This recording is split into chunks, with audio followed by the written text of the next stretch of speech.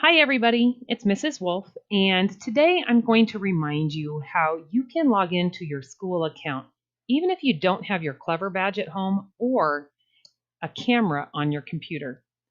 The first thing you need to do is get to our school webpage. First, just Google John Newberry Elementary.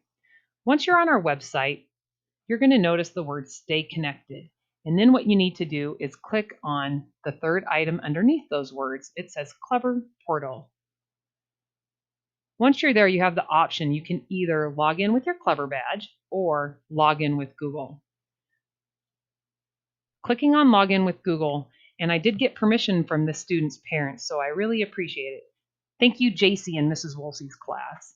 You're going to type in your graduation year, your last name, your first name at wenatcheeschools.org. Boys and girls, it's super important that you do no capital letters and no spaces, and that you spell everything correctly. Even one letter can give you the red box.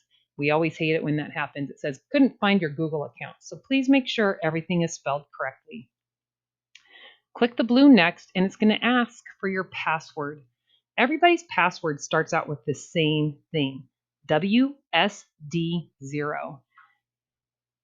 If I start typing it and I only get dots, it's kind of hard for some of us. We don't really know what we're typing. So if you click the eyeball on the right side, it says Show Password. That can help us out. So WSD0. Now, I am going to hide the rest of this for JC, so other people don't know her password. I'm sure she would like that.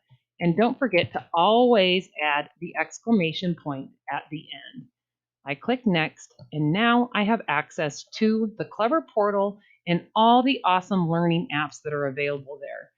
I can start learning with, iReady or Wonders. I can go into the school library catalog and put some books on hold. I can even learn how to do some keyboarding or sharpen up those skills with Typing Club.